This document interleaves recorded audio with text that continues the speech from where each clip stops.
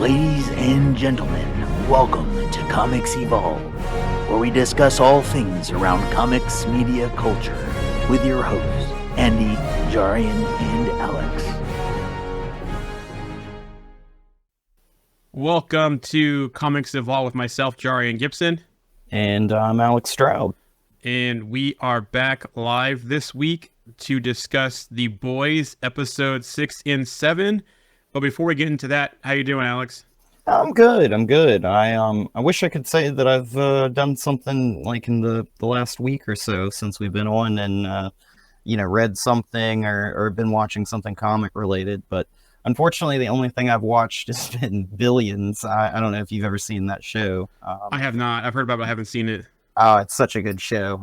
But I've watched, I think, most of it up until the final season, but I decided I was going to go back and rewatch all the way back to the beginning and then make it all the way up to the current season, the most recent one.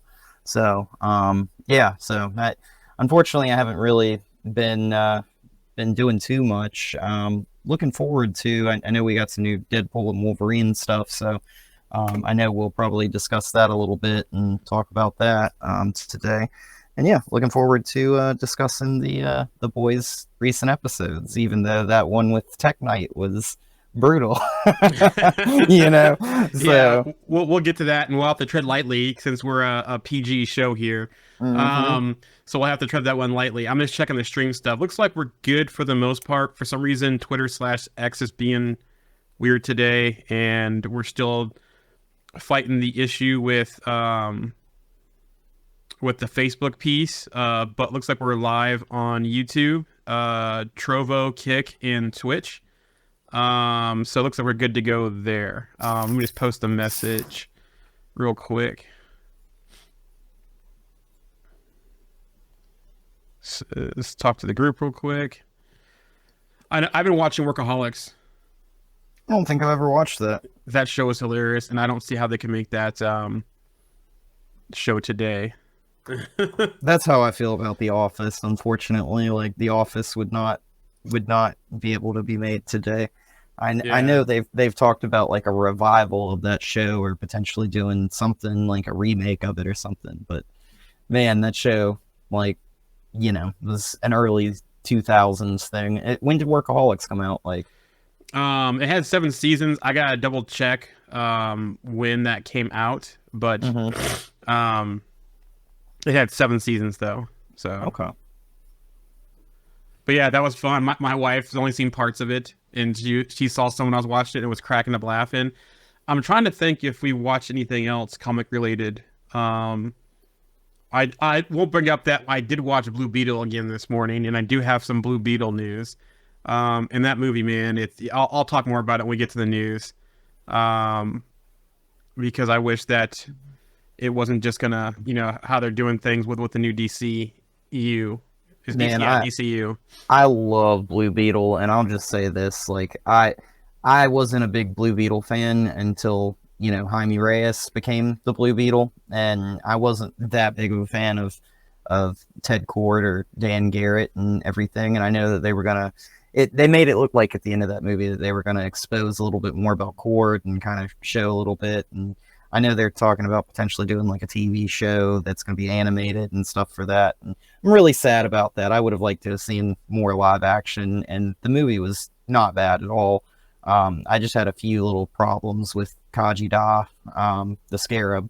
Yeah. But, I thought the suit looked fantastic for, something comic related. I thought it was amazing in comparison to a lot of the stuff. And I love the Blue Beetle stuff in the New 52 run, and that costume, I just loved the way it looked on screen. It was so good, man. I loved it. So yeah, I love it too. And I love that they cast Sholo from Cobra Kai in it as well to play Jaime Reyes, and just the whole family dynamic. And even George Lopez was great in the film. And I'm hoping when they come back they do something. I know we talked before about Blue Beetle and Booster Gold, and we'll talk about some potential casting news later, but I hope to see if they come back to live action with Blue Beetle that they still team those two up no matter who's playing Booster Gold. Yeah, I'm hoping that the animated thing isn't just like them to kind of put that character out in the pasture and then just kind of not do much with him. Because, like, to be honest, like, I think out of a lot of the DC stuff that has been made, like, in recent years, like, I didn't really enjoy a lot of it as much as I enjoyed that Blue Beetle movie, you know? I was a huge Flash fan, and, you know, that movie came out, and I was with all of that and didn't really understand, you know, the hype that they made for that movie was that it was like one of the greatest superhero movies of all time. So, you know, very disappointed by that. So, yeah, I hope they do more with him. And that kid was such a good casting, I think, for Jaime Reyes. So, Yeah. you know. So let's get into the boys. So we have last time we were here, we talked about episode 5, which was Beware the Jabberwock, my son. It looks like RMC's here on the YouTube, so I did post the YouTube stuff over to the groups and stuff, and I show that out there. So welcome RMC. Let us know your thoughts as we get into episode 6, Dirty Business. Now, this episode, I didn't think they were going to top the Steam Room earlier in this season at the convention. Oh, they did. Yeah, but they sure did with episode 6. So we find out there's a soup that's like Spider-Man, but his webs come out of a different location on his body. And there's this event going on, like this big donor political event type thing where you have Homelander and Sister Sage and A-Train and Firecracker there. And Newman's there also, and they're going to get into their plan to kind of devise their steps to kind of take over the country going forward. And so we find the team at Tech Knight's mansion, which Tech Knight is coming off like Batman in a way. And he has billions of dollars. He controls the Prism system. So they infiltrate the party by basically impersonating Webweaver, who is their take on Spider-Man. And Huey is the person to do that. Now, I just want to say, episode 6 and 7, Huey is really on this terrible arc right now. I feel bad for him. You know, episode 6, you know, he lost his dad last episode, the whole situation with his mom coming back. This season, I think the biggest toll has been on Huey. And now he comes to this party, which some nefarious things happen. And then we get into episode 7, you'll find out even some more nefarious things happen to him. So what are your thoughts going into this party and how they're infiltrating this? So I thought it was really funny how they kind of introduced Webweaver right off the bat, right? Like, because they show his house and they just show webs everywhere, all throughout his house and everything. And I got a good laugh out of that. Like, and you know, he's a drug addict. He's looking for his fix, and basically they use that to get his suit. And I think he's like, you know, they give him his fix, and he's like knocked out for like 48 hours or something like that. And then they take his suit and do whatever.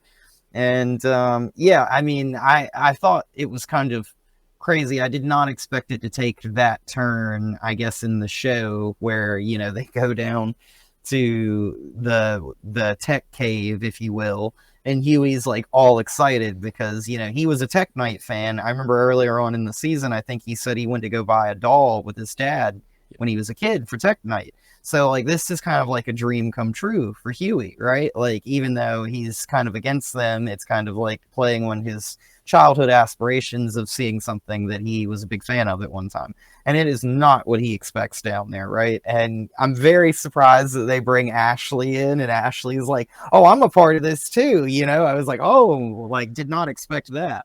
Well, it makes sense, though, because the whole thing with Cameron Coleman and how she was that whole relationship and dynamic between them two. So it kind of makes sense. And they've got that dude who's like the gimp over there who's like chained up.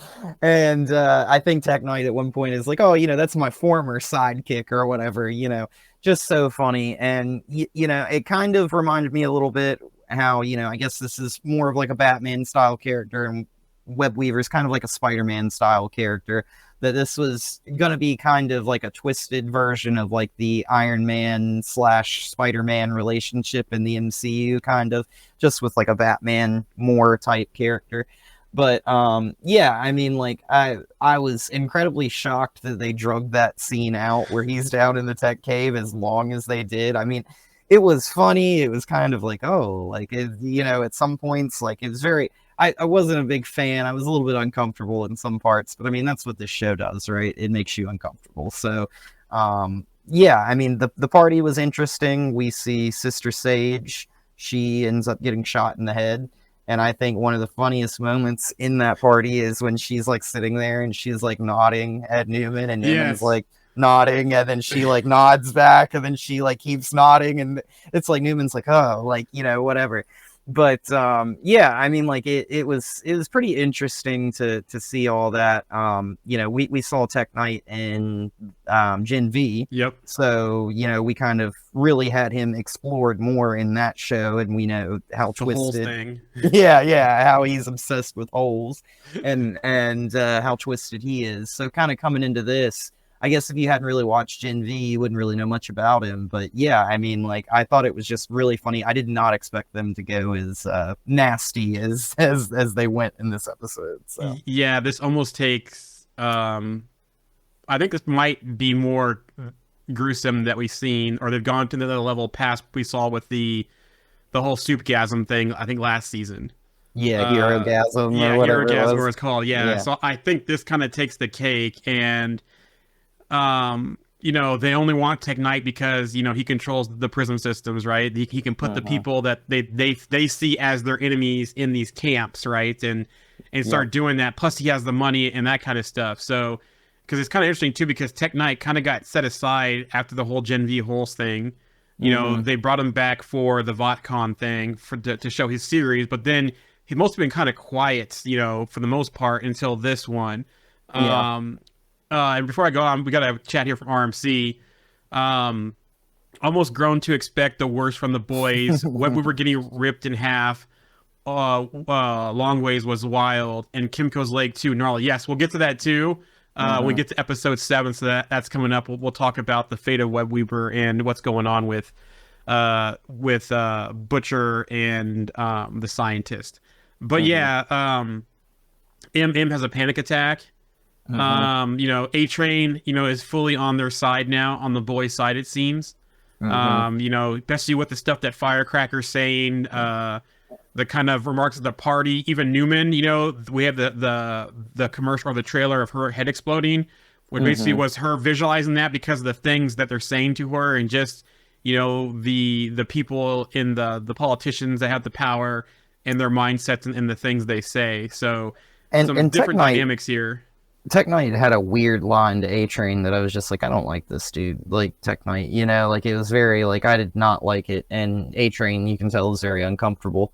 And I think when A-Train takes Mother's Milk to the hospital and drops him off, and that little boy sees him being a hero, like, it's kind of like, he says it later on, I don't really think it's, like, that surprising, but he says it in, like, the next episode, but he's, like, basically, like, you've ruined me because, like, I've had a taste of what it's like to actually be a hero now, and now, like, I want that, and I feel like they'll probably end up setting this up down the road where, like, in season 5, A-Train will be gone all this time and just disappeared. He took his family and hid, but he'll come back in and, like, make a run to try and help, like, stopping Homelander or something, because he's had that taste now. And, A-Train is, in my opinion, one of the strongest members of the 7, because like we saw him when he was training, he was pulling like a locomotive, like, just moving forward. He's super fast. I would argue that he's probably faster than Homelander. And he's run through people. I mean, we started the show when he literally ran through somebody, and it was just like, it didn't even he was girlfriend. So I think he's a pretty strong character, and even though he's afraid of Homelander, I think we're going to end up with him kind of getting this taste of what it's like to be seen as a true hero. And, he made that remark, oh, there was no cameras or anything, but the little boy saw me, and like, I could see, like, he was like, oh, wow, that's a hero, basically. And now he's going to want to do more heroic things, I think. So A-Train is a phenomenal character. And it goes back to what his brother said to him about, all your stuff has been staged, it's been fake, that kind of stuff, and how his nephew should not look up to him, that kind of stuff. And it seems like those things with the relationship with his brother and his past and that kind of stuff, that he wants to fix that, and he sees by probably fixing that is by helping out the boys and also becoming a real hero. The line that Tech Knight said was in the lines of, "You're fast, but I don't think you were fast enough to get away from my daddy," or something like that, or my great granddaddy. You know, referring to that back in those times when he probably was a slave and tried to be a runaway as a slave, that Tech Knight's ancestors would have got him, which is kind of a harsh line. But you see a lot of that too, because like I said, Newman, Sister Sage, Firecracker, you know, by calling them uppity, and some of the comments that Firecracker makes as well. So yeah, you can see that. We see the boys have a plan to infiltrate. That's what Huey being Webweaver. They plant the listing device in that room because of Sister Sage's getting shot in the head, and basically her brain's still healing. She's basically lobotomized that of a child. So Newman steps in to save the day because Homelander was basically sinking in that conversation. I don't know what Newman is just saying that to get things to go along. What role she's playing? Is she starting to get power happy because she knows she's going to be the next in line here? It'd be interesting to see how this season rounds out with season 8 named the Assassination Run to see what happens. But it's interesting too because like they left out the Deep and Black Noir out of the party, like little kids. They left them behind to stay home and not with the adults too as well, I noticed. Yeah, and I mean, like, it kind of feels like to me at this point, you know, and especially after episode 7, that everybody's kind of fallen into, they have their own plans, right? Like, it seems like Newman's kind of trying to make her own way. She's got her own stuff kind of going on. Homelander seems like he's going off the rails. He doesn't really want to trust anybody anymore, you know, towards episode 7. You know, Sister Sage, I still think, and we'll get to episode 7, but I still think after that episode, even though what happens to her, I still feel like she's got like a plan and this is all part of it kind of type of thing, you know? Exactly. And this is one of those things, because like you can't be the smartest person in a universe unless you are literally sky view over the board, right? Like, you know, so it almost feels like that. And, you know, there's a point that's made about where they're worried about who, you know, the leak is basically in Vought. And it seems like she already knew who that was. And it's pretty evident in the next episode that she did know that, you know. So, you know, kind of going forward, I think that this show really kind of leans into, it's just all out chaos all the time, right? And that's where we're kind of getting to with all the characters. And you know, Homelander is starting to remind me of how in the MCU when John Walker became Captain America, how when he kind of like snapped and he would hear that high pitch. And like that's kind of like, I feel like the moment right before Homelander's at right now, where he's just about to lose it, you know, just like lose control, which I mean, he's already crazy, but like it just seems like he's just about to snap because of everything that's going on.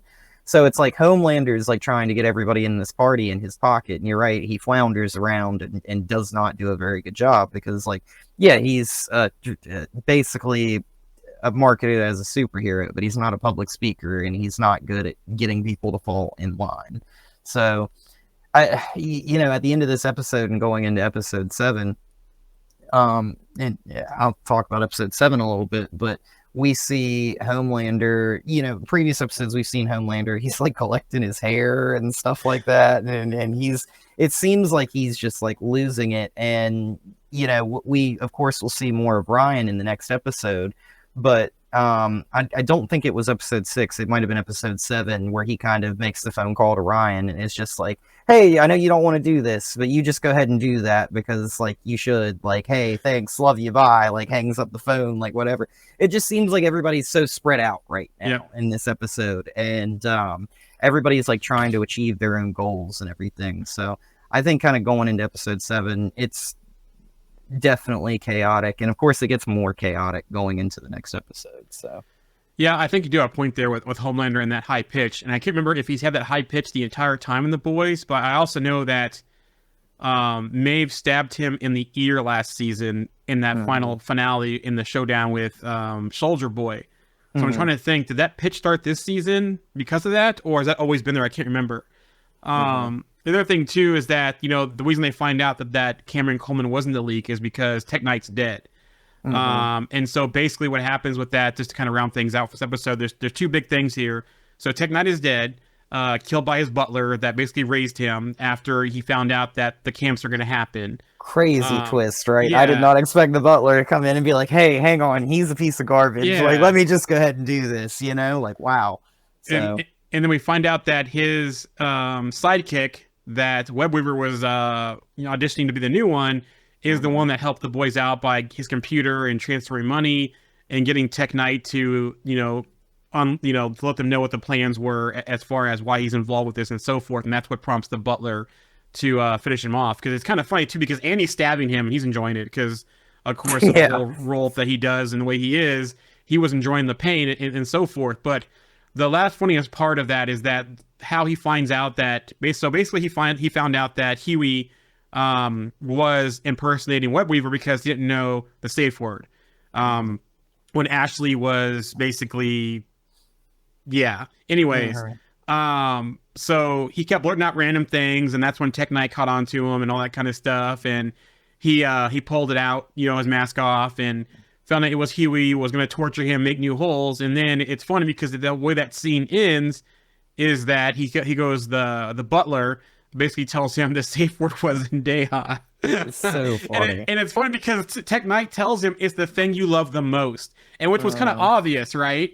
And so that was kind of hilarious to round up the episode. But the big thing from this episode, which we all kind of expected, is that we had the Fight Club moment with Butcher, right? So it's funny as Butcher is having this once Samir tells him that a virus of that strength to kill Homelander is going to basically wipe everyone out. You have Butcher's wife, and you have Joe Kessler? Joe Kessler. Yeah, Joe Kessler going back and forth, and he tells her to shut up, and that's when he's like, wait a minute, you guys can hear each other? And that's the moment that we find out that Joe's the one that Joe died because of something. I guess Butcher did not save him. Joe died, and that's who comes out of Butcher when Butcher's in danger. He's been protecting Butcher. But the other funny thing there too is they go back and we have those Fight Club moment scenes where we see early on we first get Joe and the boys and Butcher's the table pouring the whiskey or whatever in the coffee cup. It's pouring on the table, and then he finds out that he's the one that killed Ezekiel. In the trailer in that one scene too as well. So that was a huge moment that we kind of got that Fight Club type thing in the end of this episode. Yeah, it's a big reveal, and they mention it in the next episode. Samir goes, your buddy's crazy, basically, because it seems like he's talking to people that aren't there. And so it's like, Frenchie in the next episode is just kind of like whatever, just kind of ignores that little line and just kind of moves on. But I think that's a big reveal. They're kind of, it seems like Becca and Joe Kessler are kind of like the devil and the angel on his shoulder, or shoulders. And I'm not 100% positive that is something relating to the thing that's squirming around inside of him, that I think is there because of the compound V. We know that people take compound V as adults, and it often tends to have like a negative effect on them, like Huey's father. He kind of like lost his sanity there and didn't really know what was going on. It seems like that could be a thing with Butcher, but then at the same time, I'm not sure if that's like the thing that's squirming around inside of him. That's like, basically pretending to be people to try and control him or make him do something. So Venom like S power. yeah. And we know that thing killed Ezekiel, which later on in episode 7, we'll get to it, but Butcher makes a remark like, whatever that is, like, come back out of me, like, do what you did to Ezekiel, so it's like he's aware something's going on. It's just, I'm curious to see if they wait until season 5 to really explore that more, or if we're going to get, that thing coming out in the finale, and then they'll be like, oh, like this is what happened to Ezekiel, kind of type of thing. So interested to see that on the screen. So the one last thing too is that from episode 6, before we go to episode 7, is that Kimiko is trying to visit Frenchie. He doesn't want any visitors. He's there at his guild, and she's like, I have nowhere else to go. And I love the relationship, but at times I feel bad for her and so forth. And that's kind of how we kind of end things there with the episode. We have something from the chat. RMC says both his hallucinations are almost like his conscious talking to him, both good and bad. And then he says, that's how I kind of take it. Yeah, so you and Alex are on the same page, and I agree there as well. So walking into episode 7, the Insider, they get Butcher out. They basically want, they get Frenchie out. They basically want Frenchie to help Samir with the virus because Samir doesn't think he can do it with the tools they have, but Frenchie's that resourceful one who can do it anytime, anywhere. Going back to the season finale last season, the gas to knock out Soldier Boy, he improvised in that lab too as well in Vought Tower with some of the tools there. So that's interesting. And then you have the whole thing with MM, who's given basically control of the boys back to Butcher. MM's concerned about his family. He's considering leaving. He's separating his wife and daughter off to Belize, I believe it was. And A-Train basically gets him to stay. And so they find out from, I think, was it the tapes? No, it was following Sage. They find out that she's talking with a shapeshifter. And that shapeshifter is going to be the one who is going to, they're going to use to assassinate, Singer of the president? So... Yep, because Singer and Newman, I guess, are like president and vice president elect at this point, so they haven't really assumed the office just yet, but they are, it's going to be one of those things like, assuming that this is going to be like in November, then, through December, and then January they will take office and everything. So, but we even see in this episode, Newman's like packing up her belongings in her home to move, and Secret Service is there and everything. And, Newman basically, like, apologizes to Huey about his dad and all that kind of stuff. We see Newman basically, like, kind of have almost like a threatening kind of conversation with Huey. Just kind of mentioning, like, that she thinks he's threatening her, and he's like, we've got all this info on you, we'll release it if we have to, kind of type of thing. So it seems like, everybody's kind of going into their own directions. This all happens after they chase down that shapeshifter, which they don't realize. I love that line where Butcher's like, oh, great, a shapeshifter. Because it's like, suddenly he's like, all right, great, we don't know who this person is. And it's kind of cool, right? Because, like, it seems like they may, very similar to kind of how the Skrulls were in the MCU, it almost feels like not only can they, like, touch you and, like, replicate you, but they might also, like, know your memories and stuff too, so I know, like, they did that, and so I don't want to say that that's 100%, but going towards the end of the episode, it seems like that is playing out to maybe something that's going to lead pretty big into the finale. But the shapeshifter thing and that whole scene, Huey just gets cut, and he supposedly goes to the emergency room to get stitches, and he goes to see Newman instead. Yep. So that's pretty interesting. And, also in this episode, we find out he never threw out Starlight's costume.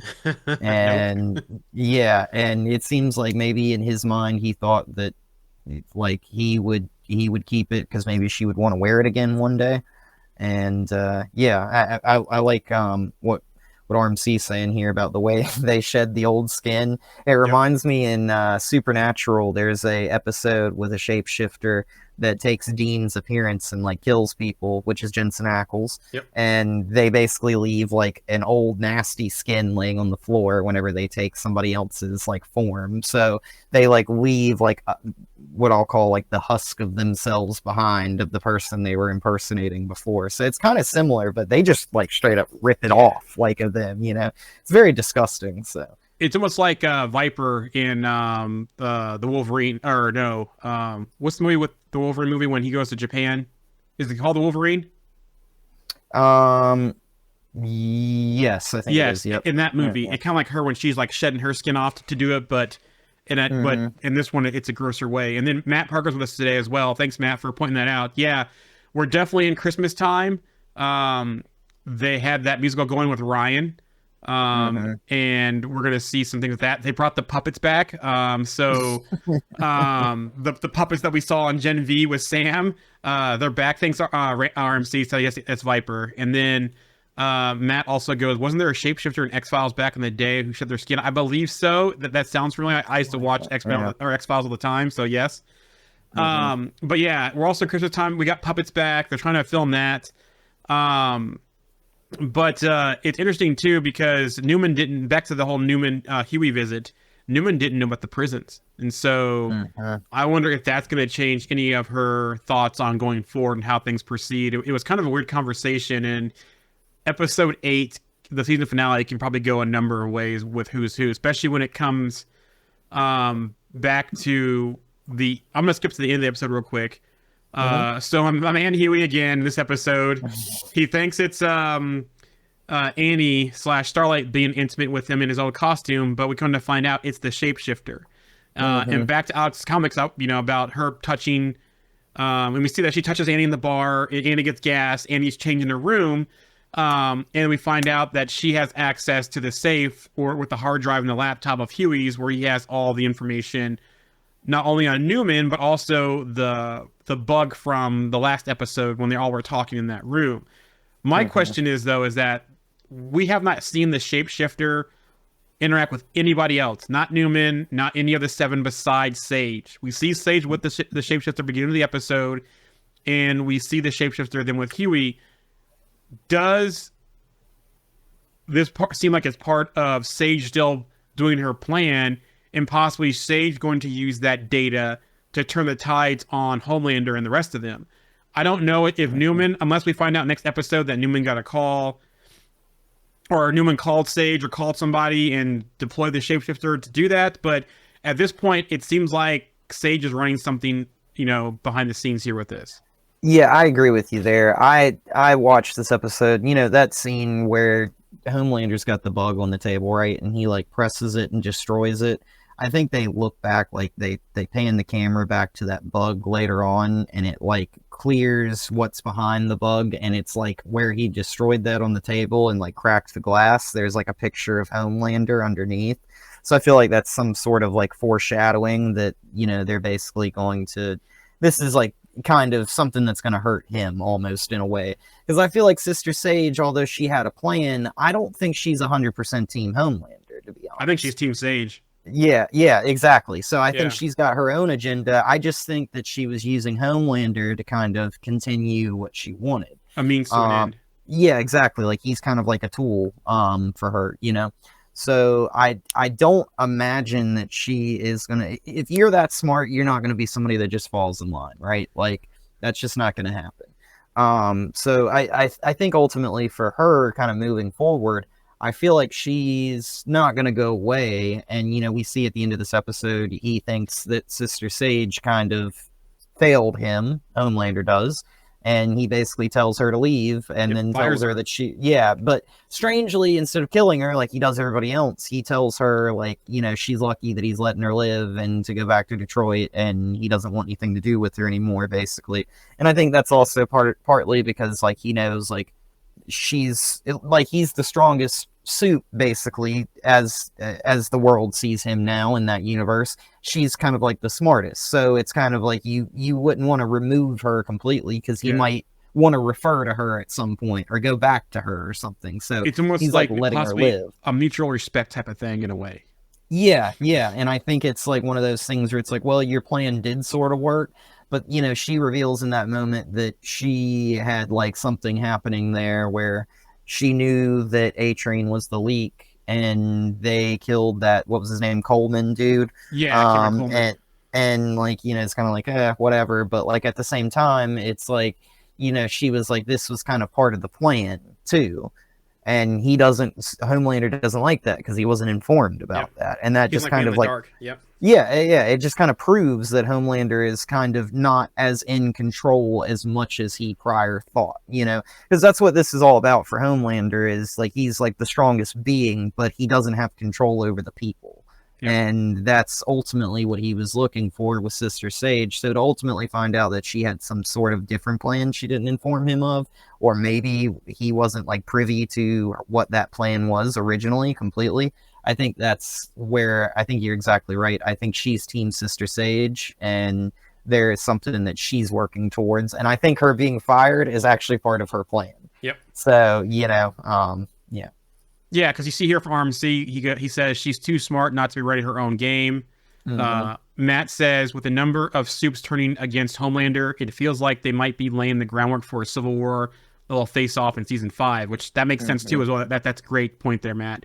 RMC again says he definitely doesn't like you when other people see that he doesn't know everything and isn't in full control. Also, too, you see here with this is that you see the relationship between Firecracker and Homelander building, right? So, when she first came into the Seven, she's like, I'll do anything. I forgot to mention this at the last episode. At the end of episode 6, we find out that she's taking drugs to lactate to basically be in Homelander's favor, because we know from season 1 and 2 how Homelander likes certain things with breastfeeding. And we see her breastfeeding Homelander at the end of the season when she sprays the milk in his face, and this is his reaction. My wife was cracking up laughing about that. But then we kind of see them at the beginning of this episode where he kind of enlists Firecracker to help with interrogating Webweaver, and that's when you mentioned before if they killed Webweaver, and it seems like them two. And back to Sage, she's like, you killed Webweaver? Why? This and that. And he's like, you're going to the worst person that you can to kind of help you through this right now, Homelander and Firecracker. Homelander's reaction to Firecracker when she showed him that reminded me, and this is so terrible, but it reminded me in Always Sunny where Dennis is like, why, Noreen, you've enhanced yourself. I laughed so hard about that because that's just how I saw it. But yeah, it was kind of one of those things where Firecracker, I think in that moment, thought that she was doing the right thing when she brings Homelander to Webweaver. And Webweaver's already pretty badly hurt, pretty torn up. And, Sage, I think, even makes the remark well, he's a drug addict. Drug addicts will say anything just to get them back to their next fix. And that's what he was doing was, he was basically just doing whatever. So I think for her at that point, I think, you have Firecracker that saw Homelander just rip him in half, right? And I think that Firecracker is kind of maybe a little bit scared of what's going on at this point, because I don't think she's seen that side of Homelander where he just gets mad and rips somebody physically in half, But even he is frustrated with her and is like, get out of my sight, basically. And at the end, it's just him at the end. Yeah, so I think this is kind of Homelander is kind of I've got no allies around me anymore, right? And his thing with Sister Sage was he's surrounded by yes men. I mean, everybody just says yes and will do whatever because they're afraid of Homelander, and she wasn't. So I think that's also why he let her live and go on. But I mean, the Deep, the new Black Noir. A-Train, A-Train just kind of does his own thing. I don't really think, Homelander, I think he's afraid of Homelander, but I don't really think that he's like the others are, the Deep has that one scene where he's like, I'll kill anybody for you, Homelander. I'll do anything for you, because he's so terrified of Homelander. So, and I don't know if you want to go ahead and get into it, but the fight scene where they fight in the building against the Deep and Black, go ahead. One more second, I forget there. And we had this comment for RMC about he loves that mother's milk, referring to Homelander. But let's get into... Actually, before we get into that, one more thing, too, I forgot to mention from last episode. The conversation between Homelander and Newman about Stan Egger being basically out and free right now, on the lam. That was interesting interaction, too, as well. And I don't know if that's going to play a role this season in the finale, or... we'll see something from Stan Egger next season as well. And I think he might have something cooking up also. And I'll leave that to there so we can talk about the whole Black Noir and the Deep piece. But real quick, one more comment from RMC. Been doing a rewatch, just finishing up season 1. It's cool to go revisit. Noticing things I didn't before. Thoroughly enjoying the original Noir. Yeah, the original Noir was crazy. And you find out kind of why he is the way he is last season with the whole Soldier Boy thing, because he was there with Soldier Boy, and that's why Homelander killed the original Noir, because he didn't tell him that he knew that Soldier Boy was his father. But let's talk about the whole fight now. I love that scene where like the Deep and Black Noir show up, and they're basically like, you know, sent by Homelander to kill the boys, because Homelander's like, I'm so tired of them, like we're just gonna remove them from play. You know, I think it was a couple seasons ago, Homelander and Butcher actually had like a sit down at one point, and basically they said to each other that they knew it was going to end with them basically trying to kill each other, and that was going to be how they would like let that play out.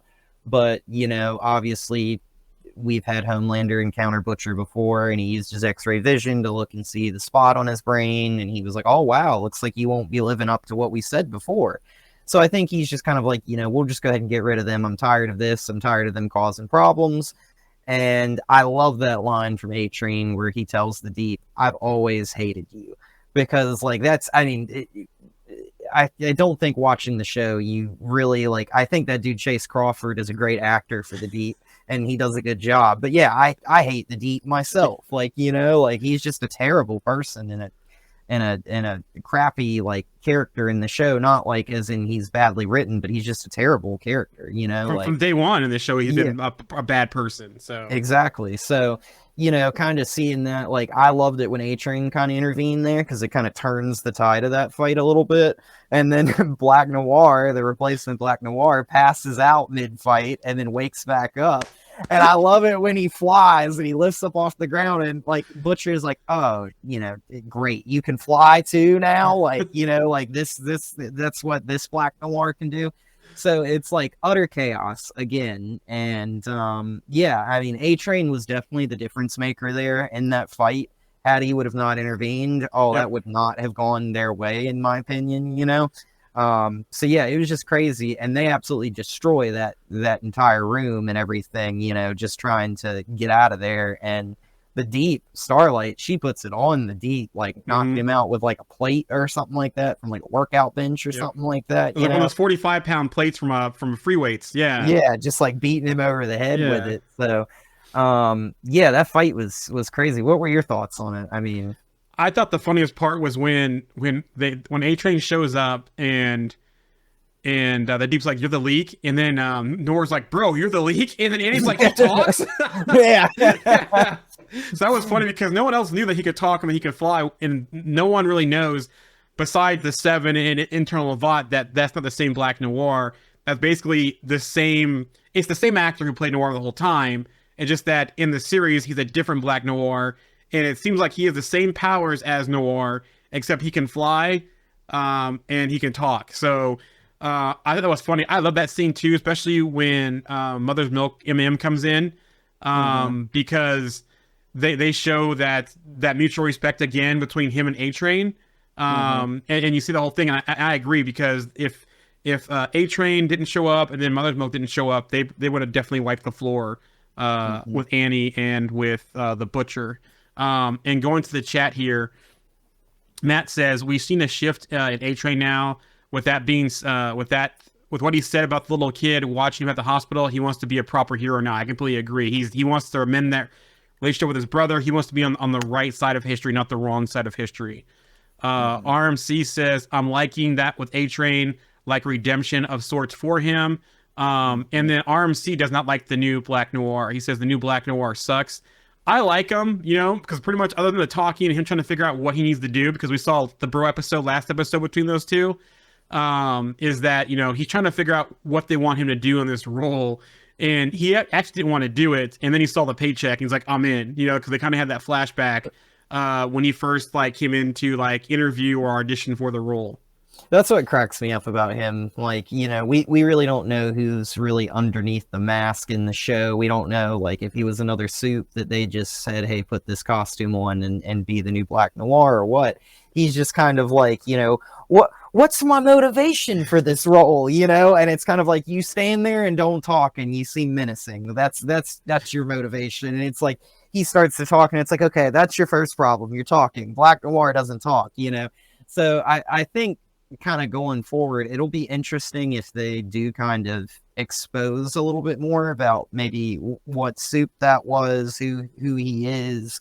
Obviously, I think it's the same actor that played Black Noir in the previous ones. So, nothing surprising, I think, to me about that. Because they never really showed his face, right? Like, I think they showed like him pulling his mask up, and you could see like right here. Well, but they showed his face with the flashbacks to the Soldier Boy beginning when they were in there, and his face got blown up, and that's why he wears the mask. So Black Noir was terrifying originally. Like that they had that one season where he basically fights that one soup who like is like a pyrokinetic or whatever.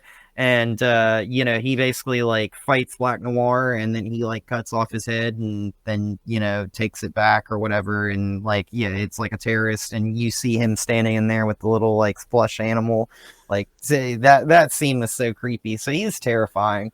But yeah, this one is definitely not as terrifying. But I'm just curious to know, like, what going forward if that guy ends up being kind of somebody else that flips, because we also find out at the end of this episode that the Deep he had a relationship with Sister Sage, and then apparently so did the new Black Noir. And like, it's like, she's like leaving and she's like, I'm fired, and like the Deep's like, what? Like, what does this mean for us? And that's basically what the other Black Noir, is basically like, what does this mean for us? And it's like, I love you. yeah. And it's like, what? Like, and so like, it's really interesting. I think it's just, this show is ultimate chaos, and it just keeps on getting worse and worse and worse with each episode. So, I thought that was a really interesting kind of ending for those. And it kind of shows that like the Deep and Black Noir, they got their butts handed to them basically because A-Train intervened, and they got incredibly lucky. And Starlight, of course, was a difference maker there. But they had some great shots in that scene. One of them was when they tried to, I think Butcher ran over to get that big mini gun out, and he was trying to get it open, and he just gets like picked up by Black Noir, I think it was, and launched, like, so. Crazy kind of ending there, and that scene with the Deep and Black Noir was just so hilarious to me. So. Especially that line when the Deep's like, so you're lobotomizing yourself for him too as well? And he looks at Deep and he goes, what do you mean you're lobotomizing herself? It's like she had to dumb herself down for the Deep, but her and the new Black Noir were on the same level, which was funny. Going back over here to RMC about the new Black Noir, I liked him better as a mute. There was a real mystery with him, like a ninja, but way stronger and more deadly. I don't mind that he can fly now. And then he made the comment about the whole Sage didn't want the lobotomy with Nora, did she? LOL. Yeah, so that was a really revealing scene there. And I'm interested to see what happens now that Sage is leaving, and what Black Noir basically saying, or the new Black Noir saying that he's in love with her. Where does that go between those two and so forth? One thing about that fight, it still seems like Annie's having an issue with her powers, because we've seen her strength in her fighting these last 2 episodes, but since the farm, where she could barely use her light powers, where we saw before this season she was just learning how to fly with her powers, now it seems like her powers aren't working at all as far as the light-based powers that she has. I feel like that's going to be like something like, what was it I'm trying to think which Spider-Man movie it was. It was either the second or the third one where Tobey Maguire's Spider-Man like loses his powers, like they're on the fritz, because like he's dealing with like emotional kind of stuff. Like I feel like that's kind of what's going. Yeah, exactly. I feel like that's kind of what's going on with her. I can't really like figure it out, because it seems like, obviously it seems like she's still got super strength and stuff like that, but even Newman kind of pointed it out, like, oh, we having some internal struggles in the episode where they go to Edgar's like property and all that kind of stuff. So I think kind of like moving forward, I hope that she'll figure out whatever it is that's bothering her by the end of the episode 8 and be able to kind of fix that. But it just seems like her actual like energy projection is what's on the fritz, and maybe not her super strength and all that kind of stuff. But I don't really think that she's like entirely like as strongly and vulnerable as some other soups, So, You know, like the Deep, he took a beating, but like, you know, they just literally like got up and they walked back, him and Noir, back to Vought, and just kind of hobbled in. And, you know, I think the Deep's like doing like this, like his shoulder's messed up or something. But, you know, it's like, you know, for some reason, like everybody who becomes a Soup almost in this universe has some degree of invulnerability, I feel healing like. or something. So, yeah. Yeah, exactly. So it's got me wondering two things. Like, number one, with the Soup virus, we have seen that, you know, Samir asked, are you going to use it against Newman? Because he loves her. He doesn't want them to do that. But my ultimate question is, they threw acid on her and it wouldn't even pierce her skin. So what are you going to do? You going to stab her with a needle and that's going to go in? Like, it's got to be something like really good, or are you going to like spray it on her or something, you know? Well, we saw them go for the head though. And maybe because her powers, her head is invincible. But we didn't see them go anywhere else because the acid went to her face, the gunshot to the head. They didn't try anywhere else on her body. So I wonder if she has but I mean, her jacket got the acid on it, and it just ate right through and stuff like that. So I think she's pretty invulnerable. And then the question ultimately leads me to question about Homelander is, what are you going to do? Like, you know, like they're talking about like, do you think you're going to inject Homelander with this virus? Because like he's also invulnerable and arguably the strongest. We did see Maeve stab him in the ear, and he was bleeding from the ear. Well, yes, but I mean, like, that's true, I suppose. But, you know, like, they talk about this virus isn't strong enough to really, like, hurt him unless it becomes, like, an airborne virus. Or they put it in the milk. Maybe they get Firecracker unknowingly, and then, I don't know, or they get into his supply, because A-Train knows about his supply in his room. They could put it in there. He could ingest it. So there's other ways they could possibly get Homelander. And you see Starlight, she's concerned that they're going to commit genocide if this virus gets out, basically. But, you know, the thing that bothers me the most is like, all these Soups in this universe that have powers and stuff are like, they're like reprobates, right? Like, they're like, these people they are just nasty people, you know? They've all got their weird quirks and things, like, you know? So it's like, I get it, but at the same time, it's like, you know, even in the animated show Diabolical, there were characters that we saw that were like the Great Wide Wonder that was like, you know, shooting up drugs before he went and made his public event and stuff like that. So, you know, I get it, but at the same time, it's like, I'm really curious where they go forward with that, because now it seems like at the end of this episode, we see Kimiko lose her leg. Well, go ahead. I was going to get the chat real quick.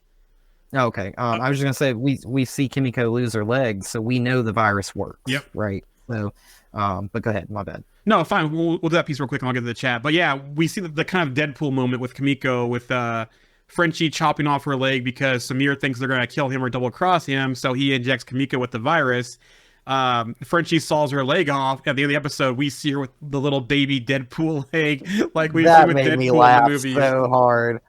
So hard, and that was so funny too. And like in that Deadpool movie where he stands up to shake Cable's hand, and he's like, you know, 3 feet tall, and like I think that one guy was like, oh, look at him go. But yeah, it felt very similar to that. You just see like her little leg like sitting there, and you know, it's like that big basically. Yeah, it's very funny. So. Back to the chat here. RMC says, I love her powers, scanners, LOL. I think this is in regards to Newman, maybe? With that one. Matt says, I'm thinking with Newman that she might actually get to be president, but then she's going to go back on her deal and follow her own agenda, which I agree there. I think there's going to be another cross here. RMC agrees with Matt. I think so too. She'll become president. Yeah, so interesting things here going on here, different dynamics, all kinds of threads that are going to probably be pulled and come to a head in this next episode. I do kind of, back to the Deep real quick, I do kind of feel bad for him because we see the Deep, basically he thinks with, you know, with Homelander manipulating him or his fear of Homelander, he kills his octopus lover. You know, basically, yeah, that was terrible. Thinks that's, you know, that Sage is there, and then he finds out that Sage has been using him and dumbing herself down, but Black Noir has kind of been the more intellectual level one. So, you know, but the Deep kind of got himself in the own situation. He could have left any time, gone back to the ocean. So him killing the octopus though confused me, because like earlier on in the episode, he's literally like telling her, "Oh, you've been out of your aquarium for too long. Like we got to put you back in soon because like it's life threatening for you to be out for too long." And then he literally like breaks the aquarium, and then she dies like 30 seconds later, and Yeah, that she's makes like, sense. "Oh, I can't breathe. Oh, I can't breathe." And then like he's like upset, and then all of a sudden like another 30 seconds later, she's like, "Oh, help me," like she's still there. So I was like, that doesn't make any sense. Like earlier on in the episode, she was out for like minutes at a time, and it seemed like they were like watching TV or just hanging out like with her like on the couch or something. I don't know if there was water so. on because there was plastic down, so I don't know if you had water there too, or like a little layer of water because there was plastic there where she was laying on. I don't know. It was just very weird to me how they kind of did that. And yeah, I mean, obviously, we've seen him lose it over sea animals dying. Like Yep. the scene with the whale, I think in season 2 or 3, where Butcher puts a boat inside of a whale. Basically like that kind of really shook the deep. So it seems like the deep's kind of lost his way quite a bit more. Yep. He was already kind of a character that was lost in my opinion, but yeah. I mean, and that obviously is of fear of he doesn't want to be exposed, right, for the things that he's done. So it seems like everybody in this universe has got some sort of blackmail on them, right? And everybody's using it against everybody. So RMC clarifies I messed up on that comment, like the movie Scanners with Newman's powers. Matt's got a good one here. He says there's a metaphorical element to Frenchie sawing the leg off. Him sewing the leg off is Frenchie both removing a corrupted part of Kimiko, and by doing so, she's healing someone instead of killing them. It's a redemption scene for both of them. Yes, I agree because they had that whole conversation about in the flashbacks and why doesn't Kimiko talk or continue to talk, and the things they've done. And that's a great comment there. That whole healing thing between just before you saw her leg off, the whole healing moment between those two and trying to get things back on track with those two. Metaphorically, it's like him starting off on a new leg, right? Mm-hmm. Like and her too. It's kind of like they've not only started this whole thing where they've got a virus now that works, but also their relationship, Frenchie and Kimiko, is starting off on a new leg. They're honest with each other. They know like why they both did it.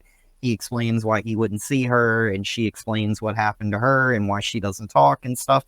So, I mean, there's definitely a new level of openness there between those two characters. And I know a lot of people are like, rooting for those two to end up together and everything like that. And they've already said in the show that they like love one another, but they don't really want to be together kind of type of thing. And, I don't know if that'll ever change, but yeah, I mean, like, I think that those two definitely are extremely close, probably, like, out of the boys. Like, Frenchie seems incredibly close, and he was not happy that Mallory pulled the strings to get him out of jail to help Butcher and everything, and he was kind of there against his wishes, but, he kind of, I guess, sees some sort of similarity in his story to Kimiko's as well, and, he's kind of forced to be there and everything like that, and yeah, I think kind of going forward, it'll be really interesting to see what they do with her, because we saw Kessler like mention that if this virus moved forward, that it would potentially hurt Starlight and Kimiko, and Butcher's kind of like, well, one of those is like extremely strong, like talking about Kimiko. So it's one of those things where for him, I think it's like incredibly crucial. Like she's a great weapon for the boys, right? Like, so they don't want anything to happen to her. So. And then getting back to the whole thing with Ryan, the one with the Butcher and the whole virus thing too, we see Ryan at the Christmas special. He's like, stop, not going along with it. It almost seems like he's going to spill the beans or share something that to the world that they don't know. Ashley wanted to cut the feed. He's like, don't you dare cut that feed. And then he kind of stopped and ran off. And that's where we see Butcher talking to Kessler again, saying, you see, there's still hope for him, or some kind of line where that Butcher thinks that with Ryan, because he sent Ryan the picture of them as a Christmas present of him and his mom, the three of them together and all that kind of stuff. So it almost seems like Ryan's going to be part of this too as well. So we have a lot of dynamics going into episode 8 assassination run. So, with kind of closing out the talk of the boys before we get to the news, what do you think we're going to see in the finale of season 4? Oh, man. So I think we're going to see, so ultimately, I think overall where I think season 5 is heading is obviously Singer will be out of the way. I don't know if it'll happen in the finale, But I think Newman will eventually, like, as soon as that happens, Newman will take over as president. Now, I think that's going to put her in a position where she's either going to have to stand firm against Homelander or she's going to have to do his bidding. And I don't imagine that she's going to do Homelander's bidding, so it's going to be like the immovable object versus the unstoppable force kind of like argument, like which one wins kind of type of deal. Because I think she's afraid to test if she can kill Homelander, and, you know, she's invincible, it appears, but, you know, I don't know if Homelander can kill her. I would imagine he probably could. He probably has a higher chance of being able to do that. But I think with that laptop that we saw that was taken, it seems like that had information. At first, I was like, oh, you know, they're trying to frame this as a Starlighters thing to kind of frame the Starlighters to be bad. Maybe there's information on there that they want to expose about Starlight as well. And in addition, what else to can the, they expose though about her? Yeah. She's already seen unfavorably already, and people have already distanced themselves from her. So what But else I can mean, there like, be? it Or could do you be think one the of those shapeshifter might do something to even further Well, that? Well, that's where I think like the shapeshifter might be like, okay, like I'm Starlight, I'm appearing as her, I'm gonna go ahead and release all this information about myself to tell you, like, so she'll appear as Starlight and go out there and do bad things and make Starlight look bad because she's pretending to be Starlight, and I think that'll happen in the next episode. And it'll be one of those things where it'll be like, yeah, you know, like she'll be very antagonistic, she'll be like, that's why Starlight is like locked up in a room in a chain that she can't seem to break for some reason. And I think that'll be one of those things where they're going to try and keep her there while they try and destroy her and ruin her publicly. And I think that's ultimately going to be one of those things like, oh, and of course it couldn't come at a better time because her powers are on the fritz, right? Like, that's where I think she's going to figure out her powers next episode. And that's what's going to break her free. And she's going to help out in some way. I still think Sage is behind her being kidnapped and getting the laptop. I think Sage is going to use that data for her benefit, not for Homelander's or anything else, or against Starlight. I think it's more of the Newman stuff and the audio from that meeting at Tech Knight's mansion. I think that's where it's going. I also think too that we possibly could see a character from the past. I would love to see Soldier Boy show up in this episode. I would love to see Maeve or Maeve show up in this episode because she's still out there. And she could have by now, because she took the blast from Soldier Boy and lost her powers. But we know with Kimiko that those powers can come back over time. Or did they re-inject her? No, her powers came back, didn't they?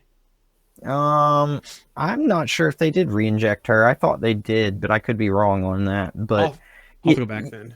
I mean, they could easily just do something like that with Maeve, where like her powers slowly come back over time, right? Yeah. Like, you know, I know Maeve was basically like Wonder Woman for them, you know. So Wonder Woman's a pretty strong character, and you know, she wasn't entirely invincible. There was a line in one of the episodes where they talked about how she broke her arm, like I think her Homelander. Yeah, like her and Homelander were talking about how something happened and she broke her arm in a fight or something like that. So, yeah, I mean, like, I think kind of going forward, they should definitely bring her back, but I don't know if they will. It seems like they kind of gave her like a little bit of an exit from the show.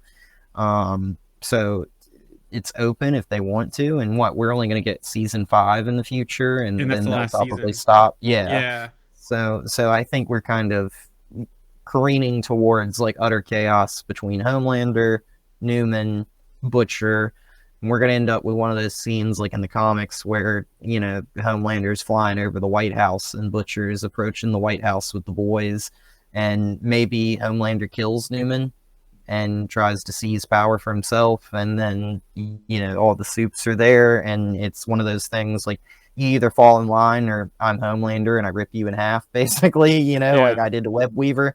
And and I think Ryan is being set up right now where in that previous episode, it seems like he's going to go into the finale where I think he's going to kind of start to really reject Homelander.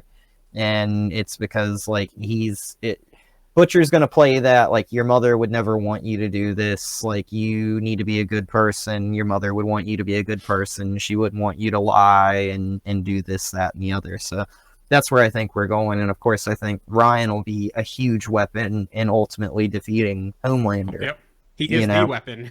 Yeah, exactly. And like Joe Kessler said to Butcher at one point, we either learn how to make him an asset or we learn how to kill him. Yep. And I think that's kind of where the boys and, Mallory would ultimately be with Ryan. And I think that's why Ryan, like, originally Mallory wanted to take him and keep him somewhere and learn to train him and stuff to make him an asset. But I think Butcher is kind of finding his own way of how to do that, because he's not going to try and force him, because when you try and force somebody to do something, naturally they want to go the opposite way. So he's trying to appeal to he's trying to appeal to Ryan's humanity ultimately, and that's what kind of appears to have happened. And that scene where they're talking about you need to report your neighbors and your friends and your family members and stuff, and Ryan stands up and he's like, I don't believe in this. My mom wouldn't want this. I think that's where we're going. And you see Homelander, he looks angry at the end of that. So I think he might get a little bit mad at Ryan, and that might also push Ryan away. I'm not sure if he'll run away in the finale and go to Butcher. I could kind of see that happening. But I have a feeling that this is going to be one of those things where the finale ends and Homelander's alone. Like, nobody's around him. He's pushed everybody away, including his son, kind of type of deal. I wouldn't be surprised if we see some deaths too, possibly Firecracker. I still wonder what Sage's plan is going to be going forward. Stan Edgar's still out there. I don't know if we'll see him again this season or next season. I almost feel like this season is going to end on a cliffhanger. The only thing I can probably say is that we'll probably see Newman in power, or at least getting to that point. Maybe they're going to throw out the assassination. Who knows? But I can see the season ending in a cliffhanger.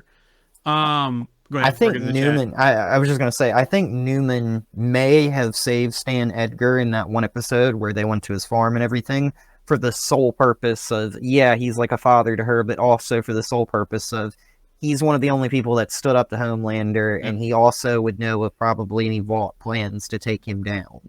So, like, I'm sure they had a plan A, plan B, a plan C, a plan D, like a few different things.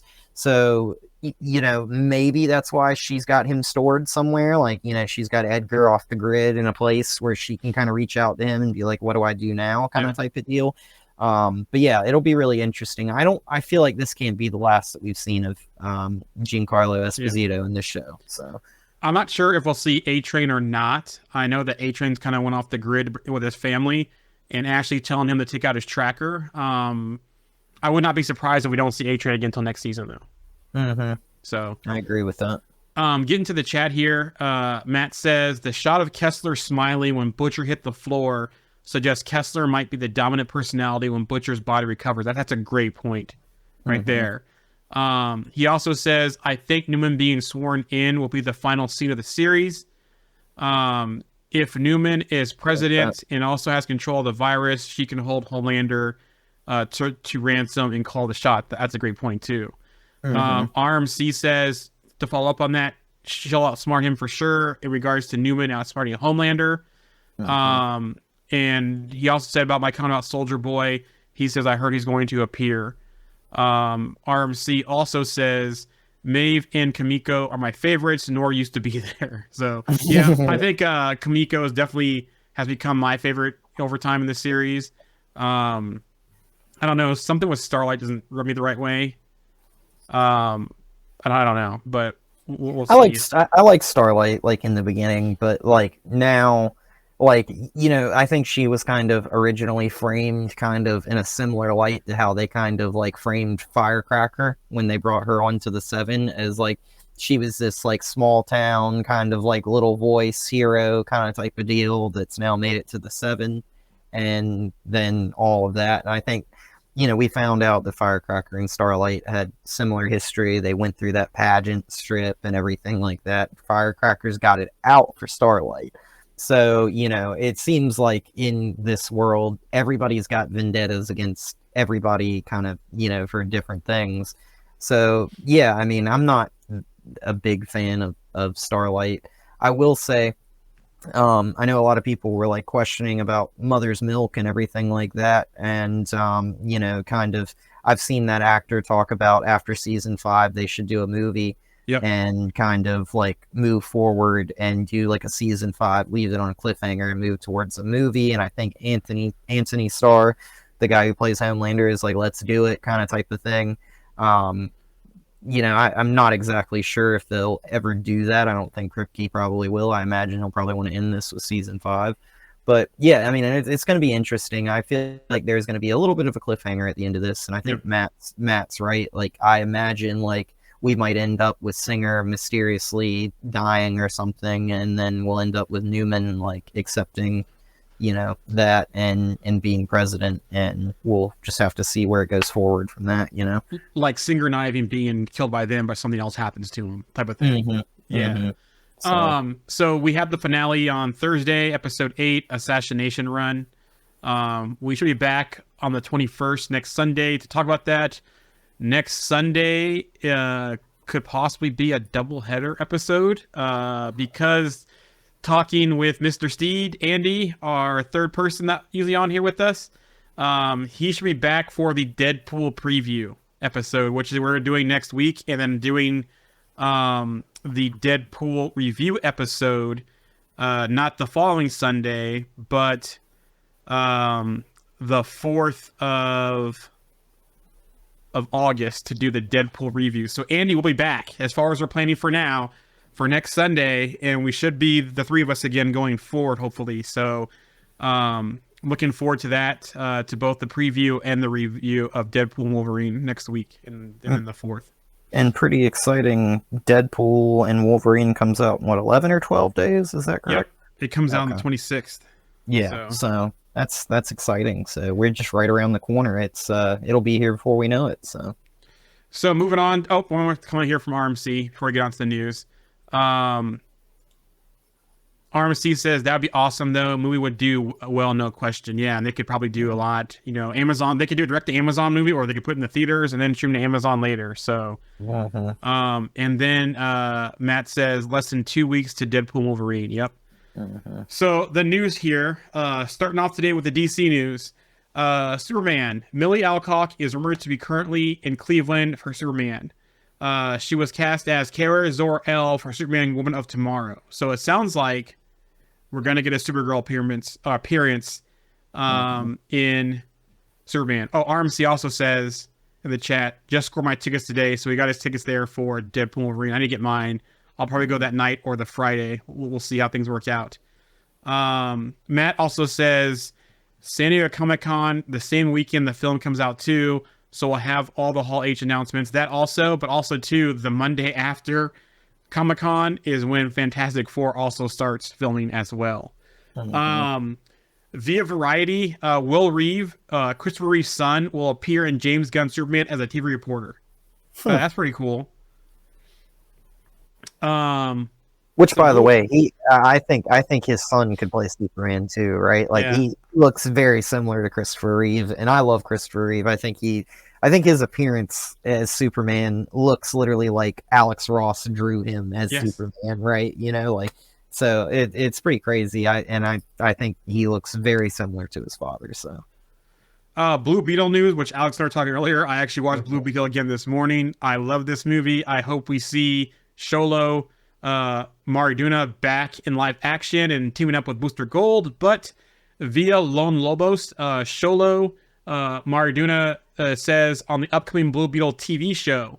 I was like, so I think it should be this, and this, and they're like, yeah, Blue Beetle is back. I'm so excited.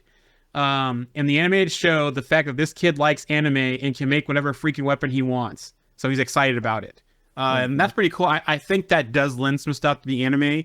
I just hope, like Alex was saying earlier, that they don't put him into a corner with the anime, and don't bring him back into live action in the DCU. Because remember, Gunn came out and said, it says Blue Beetle is the first DCU character, but Superman is the first DCU film. So we'll see what happens there. I'm just worried it's going to have a similar treatment to like Creature Commandos. Like I think Creature Commandos will play into like Rick Flag Sr. being in like the Superman movie. But I don't imagine that Creature Commandos is going to be like a heavily impactful TV show on the rest of the DC stuff that's coming out, in my opinion, other than like Rick Flag Sr. So, Arkham Asylum series, via Variety, the Arkham Asylum TV series is not moving forward on Max. Was supposed to be an original series in Matt Reeves' Batman universe. So, yeah. Interesting. That would have been really interesting. I wonder if that would have like shown a little bit more of the Joker after we saw him like teased in that first Matt Reeves Batman movie. So, the Penguin series will officially release September 19th on the Max. Booster Gold news. Via Nexus Point News, Booster Gold will be portrayed by Kumail Nanjiani, better known as Kingo in Eternals. Now, some people speculate, is he done with the MCU? I don't think so. You can do both. It just figures out when the Eternals are going to show up and how in the MCU. I have some Eternal stuff too, I think, in here. Do you have a comment about that? Or if not, I'll make it now. I'm scrolling down real quick. I don't have anything Eternals in here, but there was talk about how the Eternals still want to be done. They just don't know when and where. And there was a project being talked about, but they're still up in the air with that. RMC says the Booster Gold announcement was unexpected. Yeah, I can see that. Yeah, I'm not really good. I know nothing. Matt says I know nothing about Blue Beetle before I saw the movie, but I really enjoyed it. Yeah, it was a fun film. Go ahead, Alex. I was just gonna say I wasn't really excited about that rumor for that casting. I didn't really care for Kingo in the Eternals movie. I don't know why. I think it's a very kind of like a typecast based on that, right? Because like I know it sounds kind of odd, but like Booster Gold is like from the future, right? And he's like somebody that basically goes back to the past to try to be a superhero with like future tech. And he's very much like in the Eternals, it was like, hey, like I get this on film, like, why, like with me being heroic kind of type of deal, and that's kind of like how similar I guess he is to Booster Gold. So I think it's kind of like a similar thing, but yeah, I just hated that was the one thing I wasn't that crazy about in the Eternals, but I love the rest of the Eternals, of course, so I agree with RMC that I thought Pratt had that on lock. I thought that was going to be, it's a very similar role to Star-Lord. He's very goofy, very similar, but yeah, I don't know. Like, I would have liked Pratt, but I guess we'll just have to see what happens and how it moves forward, so. Yeah, interesting too if they do any kind of thing with Booster Gold and Blue Beetle. If this is the casting, if Kamal and Sholo will have what kind of dynamic they'll have between each other, I think that could be a good thing. Maybe that's why they went that route versus Chris Pratt, or maybe Chris Pratt didn't want to do it, and so they went another direction. So I could also see them just being like Chris Pratt being like, I don't want to do a very similar role to Star-Lord either. So like do something different, and that's one thing that I don't like about like all these people that play in like one character and then get typecast as a very similar character. Like, like I don't think we need all the same actors that are in Marvel movies and DC movies. I don't think we need them on both sides. Like, I'd like to see a lot of new fresh faces, but like, it seems like, I know James Gunn is in charge of DC, and I imagine tons of people like Nathan Fillion and, other people like that are going to end up being cast as other DC roles. Like, he's Guy Gardner at the Green Lantern. So I imagine that this is going to happen more. I know we talked about Mantis potentially playing the actress for that, playing a role in DC. I would love to see her as like Talia. I would love to see her as like Star Sapphire, but that one will be really interesting.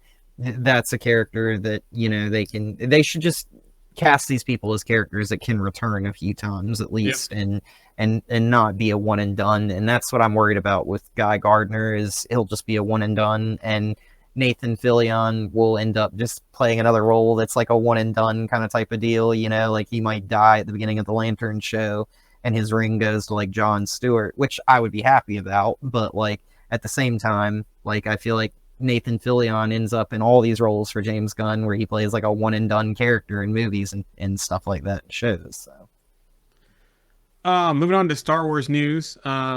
So via Deadline, Jonathan Trooper Warrior has signed on to write Sean Levy's Star Wars film. Trooper has also worked with Levy on the Adam Project. So that's for Sean Levy's Star Wars film.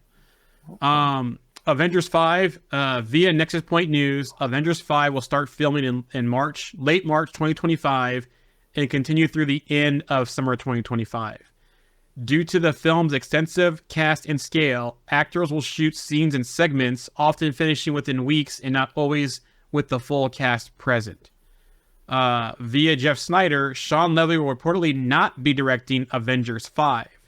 So they really wanted him to do that, especially after Deadpool and Wolverine, but I don't know if the Star Wars film is going to be in his way or other projects he has on his plate, but he sounds like he's not going to do it. Yeah. Real quick, RMC says there's an animated Batman show coming out on Prime real soon, isn't there? Yeah, Batman Beyond or something like that? No, I think it's Batman. I want to say it's like the Cape Crusader or something. Yes, like that. That's it. Yeah, I think that's what it is. Hang on. I just want to confirm that. While you're looking that up, via Nexus Point News, Michael Waldron is no longer set to write Avengers 5. But despite this, he is still attached to write Avengers Secret Wars at this time. So it is Batman the Cape Crusader, by the way. So yeah, there you go, RMC. It's the Cape Crusader. So that's interesting. I was hoping they would keep some kind of continuity between Avengers 5 and Avengers Secret Wars, but it depends on what direction they're going, especially with the whole Kang stuff. They could be separate things, so we'll have to wait and see with that one. Venom will feature the first... via feature first, Venom: The Last Dance is expected to be the longest film in the Sony Spider-Man universe. The runtime is estimated at 2 hours and about 20 minutes, which is also the only successful non-Spider-Man film in that universe.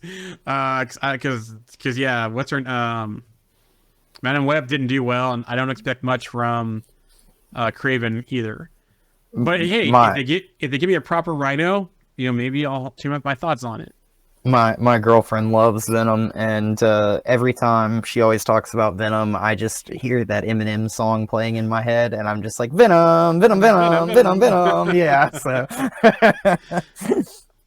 Matt Parker's from the chat here says maybe Levy could do the X-Men movie, and that could be it too. Maybe he'll do that one. So we'll have to wait and see what he does. But I know he has a Star Wars film coming up, and I'm not sure what else he has on his plate outside of the Deadpool Wolverine film. RMC says Levy and X-Men would be sick. So there you go. Wonder Man, Demetrius Gross, sorry if I said that wrong, talks about Wonder Man. I think people are going to be intrigued by the dynamic between Simon Williams and Eric Williams as much as about the dynamic between Grim Reaper and Wonder Man. This series is going to be very, very different, but pleasantly so. So, RMC also says, I'm worried sick about Craven. Matt says, Sony are losing their biggest non-Peter Parker asset with the end of the Venom trilogy. I agree. Oh, actually, yes and no, because they still have Miles Morales and they still have the Spider-Verse stuff. So, and they've got Morbius. I mean, that brought in more billions of dollars, so. Matt goes, does he get bit by a radioactive lion? Yeah. It seems that way based on that trailer, So, yeah. Deadpool Wolverine news. Sean, via EW, Entertainment Weekly, Sean reveals that there's a lot of characters who will pop up in Deadpool and Wolverine, but clarifies, we didn't want any of the cameos or characters to be the story of the movie. Sean Levy also says Marvel fans will lose their minds 10 billion times while watching the film.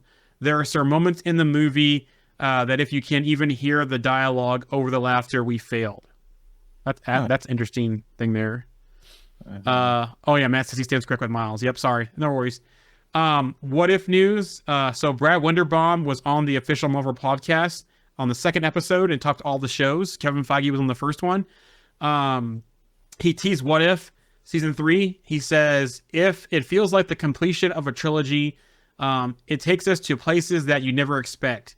It goes beyond the first 2 seasons. It's exploration of the multiverse. It pulls in characters that are very unexpected. So, X97, via Deadline, Matthew Chauncey will be the head writer for season 3. He has worked on What If and Miss Marvel.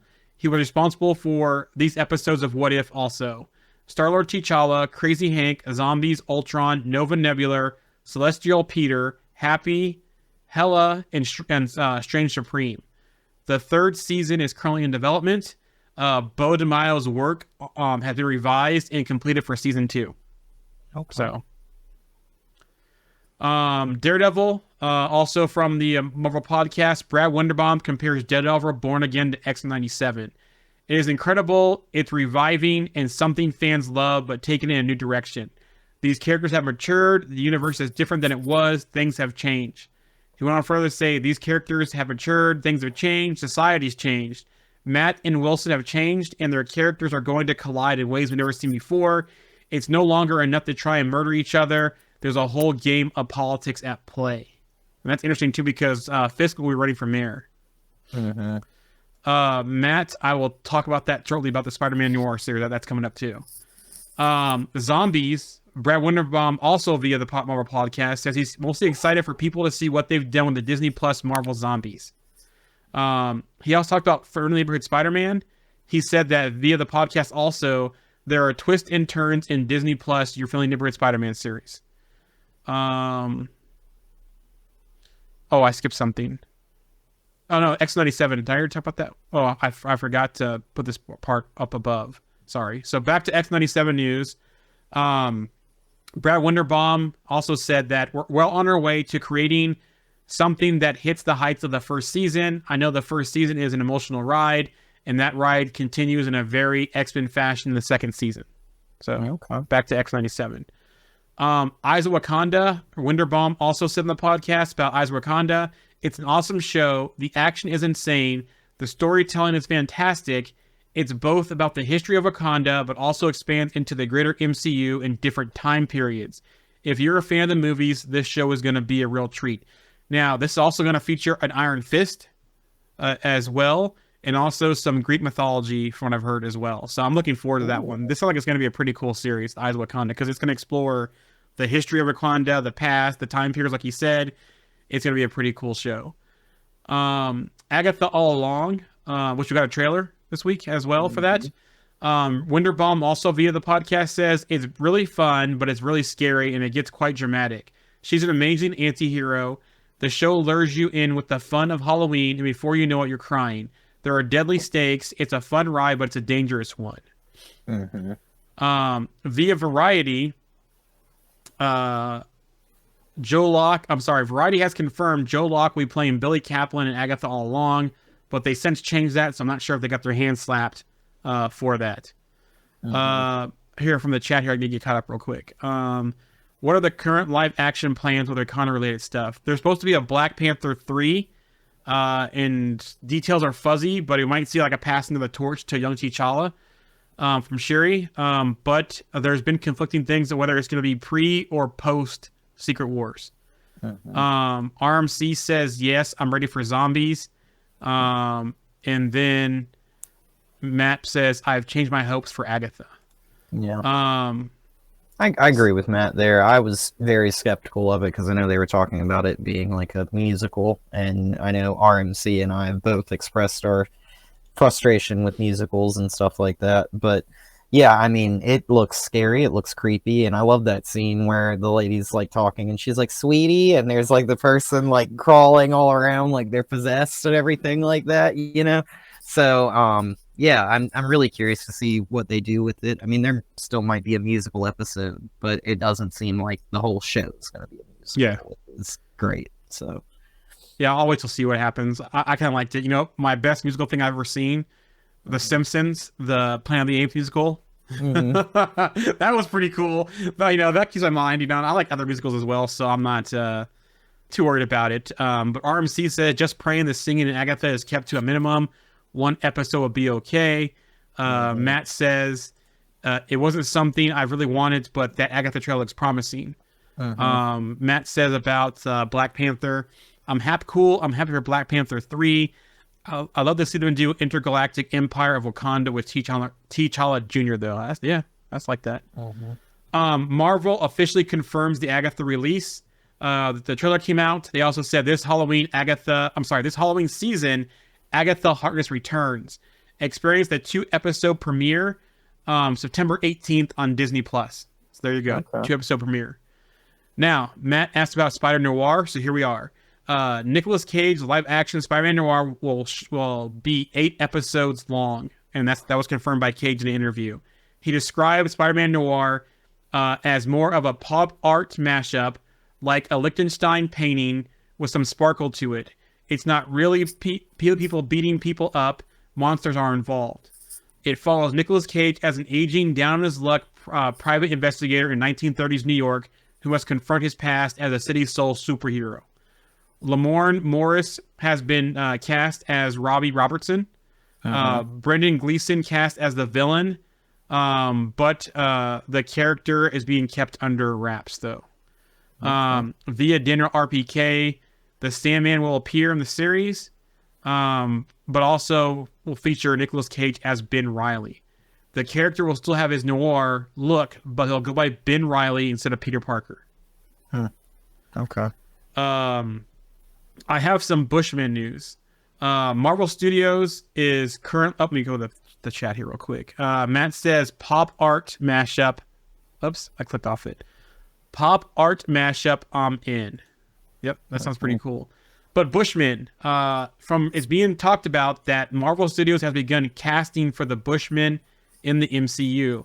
The character will make his MCU debut in an upcoming project. Now, this screams Midnight Suns or even Moon Knight season 2, because he was, I think he was introduced in Moon Knight as originally introduced, and he's a big Moon Knight villain too. So this screams Midnight Suns or Moon Knight season 2 is coming.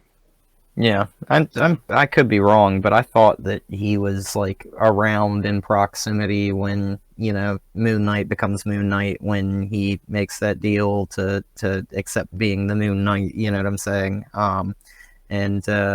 Yeah, I guess that they'll probably put him in Moon Knight season 2. I could see him in Midnight Suns, but I can't imagine him in many other places right now. So, I mean, maybe that's exciting. Maybe we get a Moon Knight season 2. They kind of left that on a cliffhanger, so it seems like, you know, that we should definitely get a season 2. Yeah, you're right. He's the one that shot him. In double-crossed Egypt or whatever. And then I think Mark was like reaching out, and Khonshu reached out to him or something, and that's, you know, if I remember correctly. So, and that's how he became the Moon Knight. So, yeah, it'll be interesting to see what they do with that character. I know a lot of people thought that Esposito was going to be Bushman for a while. Arms you know, in the chat. yeah. Oh, yeah. So, yeah. So that'll be really interesting to see what they do with that. RMC says he's got history with Daredevil 2, doesn't he? I got double check that one. I possibly. And then Matt says, where'd that go? Moon Knight season 2, please. We need more Moon Knight. Yes, I agree. Let me see. Brave New World. So this is the big week for this one too, because we got a trailer finally.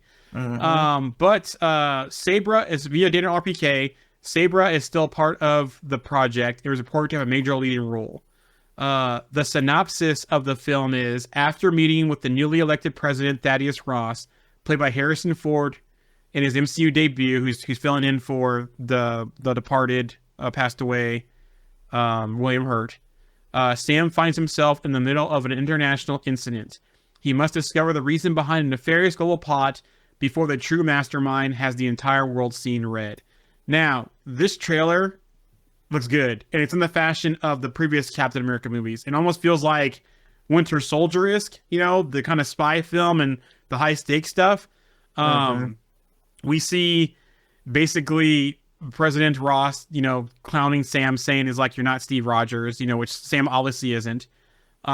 We see with him and Torres flying together in that shot over the ocean, which looks pretty cool. We see a new suit, looks like by Sam, an upgraded suit, especially because he has that helmet on. So I'm betting he has some tech in that helmet, but we also see him go like Mach speed or supersonic as well in the trailer. And we finally get an appearance by Tiamat. Besides the paper clipping in She-Hulk, we actually have that battle, it looks like, in Tiamat's location in this trailer. And then we get that big shot of Red Hulk. So what are your thoughts on the trailer? I don't know. Like, I thought the trailer was okay. I wasn't like incredibly like super stoked after the trailer for some reason. I don't know why.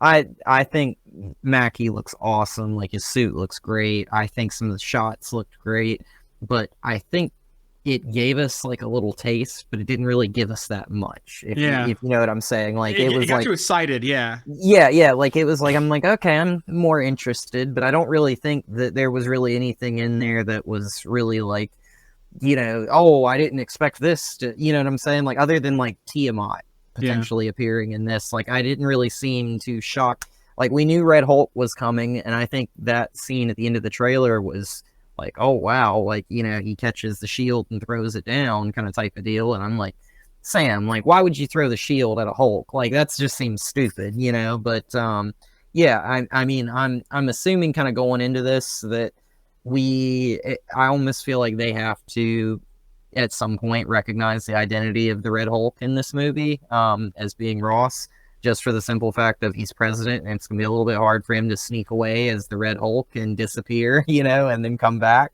So yeah, a couple of things on that. In the trailer, Sam mentions to Ross about your condition. So obviously Sam knows something. Either they're leading to his health condition, or there's always he's already the Red Hulk. And also that shot that Sam's in the lab as well. And then we see that one shot of a funeral. There's a funeral shot real quick too, with a casket and the flag on it. And there's been talk about Liv Tyler will be back as Betty Ross. So I wonder if he does die, and he basically stays as Red Hulk after that the rest of his time. We also that shot too of the White House basically crumbling, and I wonder if that's when there's an incident or something, and we get the incident of the shots of the leader, and so I wonder what his role in this is. And still feels like what's going to happen with Giancarlo Esposito in this role as well, because he's come out and said that people think he's George Washington Bridge, but he's come out and said no one has guessed his character yet. And that's where I'm confused, because like I don't really know who. I mean, I don't think we know who the villain is of this movie, right? Like so it seems like that's kind of interesting. I feel like obviously there's going to be like utter chaos going on in that. But at the same time, I think Red Hulk is kind of something that we knew was coming, but I imagine that's going to stay around. And I can't help but think back to that scene in Civil War where, Mackie's talking to Ross. So Sam Wilson's talking to Ross, and he basically tells him, you're no Steve Rogers. But at the same time, Sam Wilson and a few other people at the end of Civil War were stuck in the raft, and Steve Rogers went in and broke them out. And Ross calls Tony and is freaking out about that, like, Tony, there's a problem. And he's like, oh, hang on, I'm going to put you on hold. And he puts him on, and he's like, no, Tony, don't. And then he puts him on hold, lets him get out.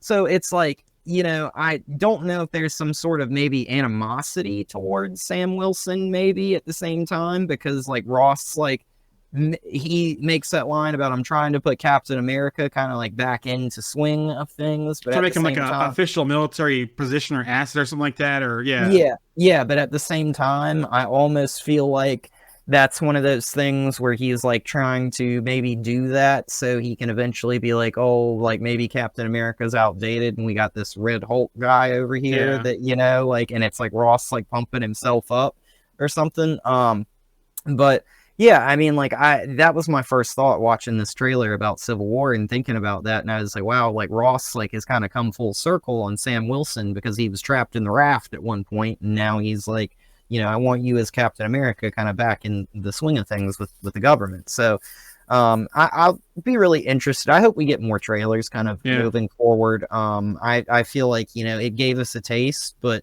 I wasn't really well fed, I guess, for lack of a better term, after watching that trailer. So I'm excited, but I just want to kind of know more, and I would like to kind of know who's going to be the villain of this, because it seems like it's Esposito, but I don't think that he'll probably be the only antagonist in this. Well, movie. I don't think the leader is part of it, because they have the whole line about the world power being reshaped and that kind of stuff. So it almost feels like Esposito and possibly the leader working together, or Esposito's working with Ross behind the scenes to destabilize things, that kind of thing. Yeah, but I definitely, it does have that kind of who's really behind the scenes type of thing and who's doing this stuff. I also wonder, too, who's going to come to Sam's aid besides Torres, right? I don't expect Bucky in this film at all. I wouldn't be surprised if we see some hint of John Walker. Yeah, maybe a Hulk, maybe like She-Hulk or something. She-Hulk could be another one we could see. What if we see Banner in this movie as well? So I'm trying to figure out who else is going to help Sam, because Sam alone in Torres is not taking down a Hulk. No. Especially if there's other Gamma creatures in this film too, by result of the leader's experiments. Yeah, and you remember back like in the original like handful of phases, it was always like questioning who were the other heroes that were going to potentially appear in this movie. Like if it was like, I remember when Winter Soldier came out, I think everybody was like, is Tony Stark going to be in this film? And that's kind of, I think, where I'm at on this one, which is like, I feel like somebody else has to appear, right? Like, it feels like not that Torres isn't good, but it just feels like with Torres, it's just like he's the new Falcon, and that's great. He's kind of like, this isn't the Falcon and the Winter Soldier, this is Captain America and the Falcon, kind of, but like at the same time, like they're kind of out of their depth if they're dealing with like Gamma monsters, you know what I'm saying? Like exactly. So... And also you think too, in Winter Soldier, when we first got the glimpse of Sam, we had Black Widow, we had Maria Hill, and we had Samuel Jackson, Nick Fury. And we had Nick Fury in that film. So they kind of had a team there, right?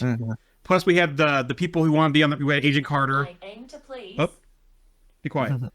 Plus we had Agent Carter on the side of, the good side of S.H.I.E.L.D. there. So, yeah, it's got to be She-Hulk in this one. I think the three of them could probably do it in this film. Especially if there's Gamma stuff in here, it's got to be She-Hulk. It's probably going to be like one of those things where, because in She-Hulk, she had no introduction to any of those people on this piece, so I wouldn't be surprised if we see kind of like we saw at the end of Shang-Chi, where we kind of have Banner and Captain Marvel and Wong kind of on the comms. I wouldn't be surprised if we see some kind of call like that in this film, and it's with Banner, and Banner's like, "Hey, I got someone that can help you out." That type of thing. So that's something to watch here. Let's look at the chat here. Okay, so this is a good thing here. RMC thinks that he fakes his death after Bradley shoots him. So we see Isaiah Bradley in the film, and it almost seems like he gets activated by something, whether it's something that's in the room where he maybe got taken and brainwashed, or back in his earlier days, he got brainwashed and someone reactivated him, a la Bucky style. So that's a good one here. RMC also says that line, you may be Captain America, but you know Steve Rogers. Matt says Ross was probably just trying to control Sam. He wanted forgiving Sam for siding with Steve against the Sokovia Accords, but also too, look what Sam just did in the series since then, though, and the Falcon and Winter Soldier. So yeah, but I can still see the animosity right there, Matt. Matt also says it'd be good. It would be a good film to give She-Hulk a big screen introduction before Avengers 5. Yes, yes, completely agree. RMC says that line where Ross said, "You may be." Oh, wait, hold on, I went to the wrong thing. Oh, he just clarified it more. The line where Ross said, "You may be Captain America, but you're no longer Steve Rogers," and Sam says, "You're right, I'm not." He's agreeing about that's important about She-Hulk showing up, I think. Here's a good one by Matt, too. Another one. I wonder if Scar will get a mention. Visually, he was terrible on She-Hulk, but he's out there, and he was a great character in the comics before he went nuts. That's a good point right there. We did see Scar at the end of She-Hulk. I also wonder, too, do you think if they pull She-Hulk in, and Banner and Scar showing up at the end of She-Hulk, could we get Matt in here as well? Daredevil. Or you think that's too much? Probably too much. Yeah. I almost feel like we got two problems, which is like if Banner pops back in, then it's going to be like Ross versus, the Hulk all over again, Red Hulk versus Green Hulk, and I don't know if that'll really happen. Plus with Scar, it seemed like he kind of brought like his son back, and I imagine Bruce will probably be like, off doing something, with him or whatever, training him, doing whatever. And so I feel like I think She-Hulk is probably where we'll probably end up going with that or something. And this is going to probably be one of those moments where we have I would hope a Hulk versus Hulk fight, and then Red Hulk gets angry, he lights on fire a little bit, and suddenly this is like this is a different Hulk than we're used to, kind of type of thing. So I almost wonder if the leader is going to be somewhat responsible for Red Hulk, like like he's like, hey, like maybe like the leader is like one of those, like something happens to Ross, like with Bradley, and then they're like, hey, we got this guy that might be able to do this procedure to save, Ross's life. And it's the leader that like does something that, does this thing to him and then turns him into Red Hulk. And that would be really interesting. So a couple things here. Remember the comment between Black Widow and Ross in the Black Widow movie about his ticker or something? Or was it one of the films where he's like 2 different heart surgeries, So I wonder if that's how he fixes death, where the heart thing comes up an issue again, and that's how he dies. The other thing too is, remember he had the super soldier serum that he gave to Blonsky to become Abomination. And do we see Abomination in this film, or does he come for an ally? Another option. I definitely think Banner shows up as a phone call, but not in the movie as a big role. I wonder if Ross is experimenting on himself with the serum that he had, and something goes wrong, and he goes to the leader for help, and that's how he becomes Red Hulk, or by some reaction of him experimenting on himself to kind of fix himself, becomes the Red Hulk. Matt asked, what does Ross get shot with? That's a good question. Is the shot how we get Red Hulk? So we see that where Isaiah shoots him, or shoots at him. And I also wonder too if like that's how the leader does something to Bradley to control him. Also from the chat here from Matt, if any of the action happens in NYC, it makes sense to show Matt and more so Mayor Fisk. That's a good point. I did have one great idea regarding Red Hulk. Let us know what that idea is, Matt. RMC says Bradley shoots Ross through bulletproof glass in the trailer, then jumps out the window. Appears Bradley has a Winter Soldier-like brainwashing. Something activated in him. Was it that music? It could be. And I also wondered too if that was something when he got. Remember, he filled in for Captain America, and there was experimentations on him as well that he said in Falcon the Winter Soldier. So I wonder if that activation is from that point, and the leader found out, or something happened to him, the leader in between Falcon the Winter Soldier and this movie where he gets activated. Let me see.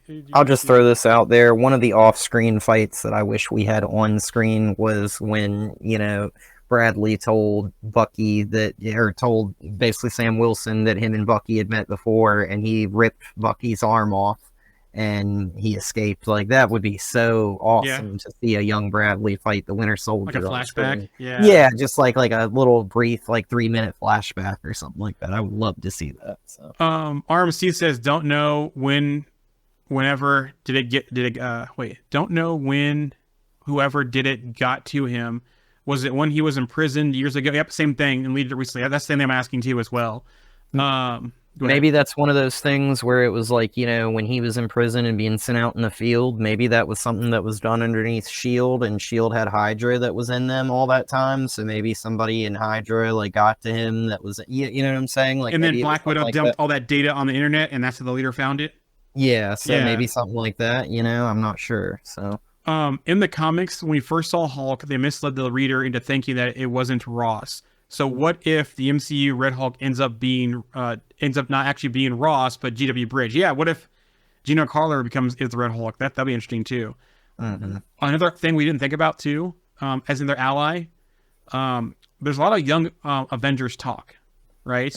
We got a glimpse of the Patriot, Bradley's grandson in Falcon the Winter Soldier. Elijah, yes. Could we see Elijah as an ally in this film as well, or maybe a post-credit scene where, because remember at the end of the Marvels we saw Kamala recruiting Kate. What if we get another post-credit scene of them recruiting Elijah? I mean, he could also be like a natural-born super soldier too. Like one of those. The bloodlines, kind of like Ryan and Homelander type thing. So I wonder if we'll see Elijah at all in this film, or if we see him in a post credits for being recruited for Young Avengers.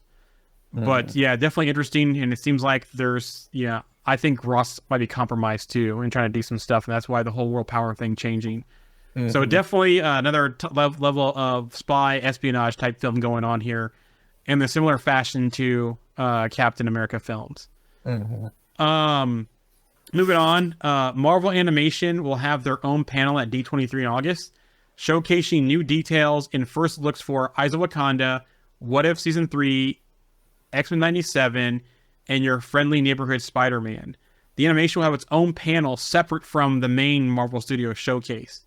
Remember, we have Marvel, we have Marvel TV, we have Marvel Animation. So that makes sense. They're doing different panels because they have 3 divisions now that are official at Marvel. I also wonder too if we're gonna get any new announcements for remakes, like Spider-Man 98, Earth's Mightiest Heroes, Avengers Assemble. Oh, you that know, would be great. I would love to see those things come back. Like I would love to see them have that theme song. You know, the world is something like, you know, Avengers Assemble. You know, that whole song. I would love to hear that song come out and for them to talk about that. But that'd be cool. I hope they announce some more stuff because I think they need to up on their animation game. They've done well with What If and X-97, but don't get complacent. Keep pumping the animation stuff. Yep, that song's in your head now. Yeah. That's exactly what I was doing. From Matt here, referring to Brave New World. Yeah, post-credit scene with Elijah being recruited, and this time it's Kate Bishop waiting in his home. That'd be a good one. RMC says, I forgot about 98. Especially with Spider-Man showing up in X-97. They cannot do it. I also wouldn't mind seeing Fantastic Four redone as well. That original Fantastic Four cartoon, I love that cartoon. The theme song is stuck in your head. I would love for them to continue that as well. Matt says, I want to see Deadpool Corpse get an animated show. RMC says, I hope they do it. The split divisions to streamline everything and make it easier as far as more animation. And yes, Matt, there is a Hitmonkey Season 2 coming soon as well. I had to double check the dates on that one.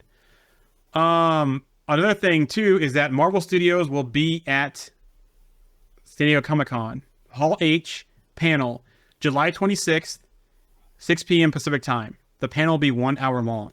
So I wouldn't be surprised if we see the Fantastic Forecast, if we see a Thunderbolts trailer, some more content from Brave New World, Agatha content. I'm trying to think what else is coming out this year, or is that it? I don't expect them to announce much that we don't know already. I don't think they're going to make that mistake again. I could see them announcing stuff to fill the gaps in the schedule that we know already, like possibly Shang-Chi 2, Doctor Strange 3. They could have officially announced if it's going to be Secret Wars for the film, for the One Avengers film, their direction with Kang possibly. But other than that, I don't expect very much future, stuff. I could see a Blade thing possibly. And then possibly maybe a joint announcement with Sony, but that's a Sony thing for Spider-Man 4, so I don't know. But yeah, we'll see about that. Okay, almost done here. Time Bandits. Did you ever watch the movie as a kid? The film? I did. Oh, I love that film. I show my kids it. So there's an Apple TV Plus series coming of Time Bandits. July 24th. Lisa Kudrow leads the Band of Thieves in Taika Waititi and Jermaine Clement's Apple TV Plus series, a TV adaptation of Terry Gilliam's beloved 1981 fantasy feature. Jermaine Clement, Ian Morris, and Taika Waititi executive produced, write, and direct select episodes, with Clement and Morris serving as co-showrunners. Now, I think this project fits Taika well in the way he does things. I love the film. I'm hoping the series is good. I like the trailer as well, so I'm looking forward to this. RMC has a question here. When do they announce trademark names for movies? It's in the beginning of the year. I'm just curious. They don't really usually announce trademark names. Basically, the people look behind the scenes what they do and what they file, and then those get out there in the media. I don't think Marvel actually has an announcement for those ones. Matt says, come on, click on here. Feige's got a lot of backpedaling to do after the last Hall H appearance.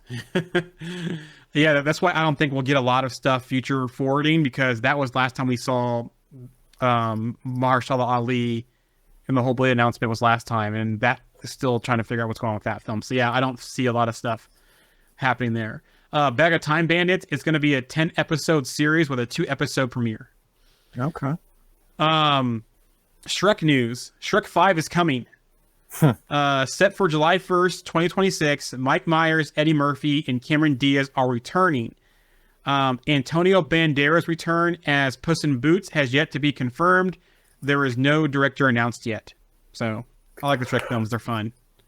I feel like Mike Myers has kind of just disappeared too in like previous years, so I guess it's nice to see him come back for something. I mean, you know, like for Shrek. So, Minions 3 is coming to theaters on June 30th, 2027.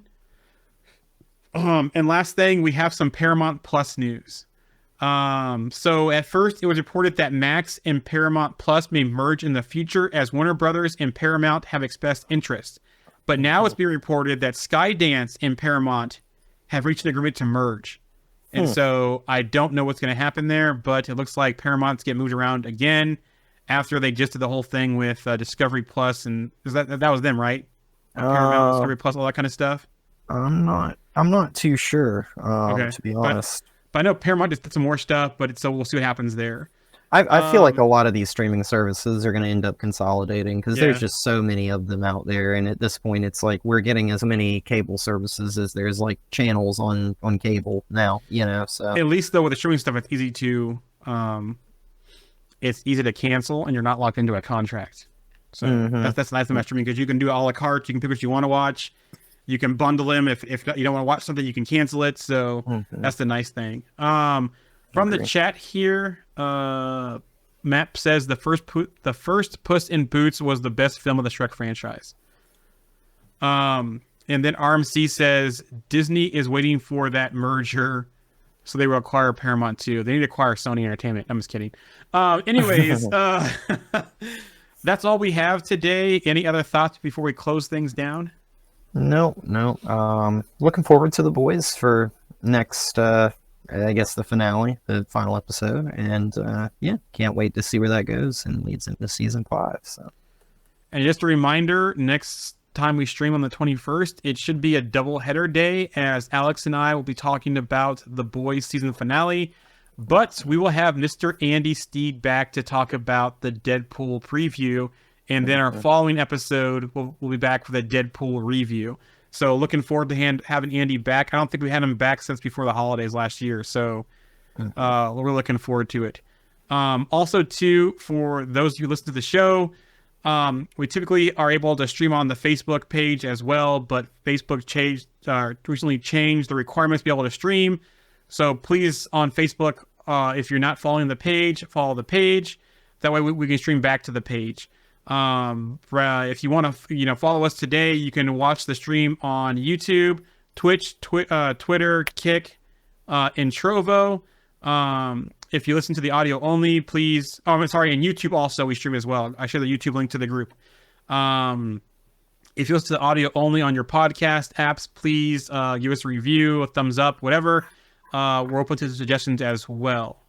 So with that being said, thank you for joining us today, RMC and Matt. We'll be back next week with a double header, and so have a good Sunday. See you guys next time.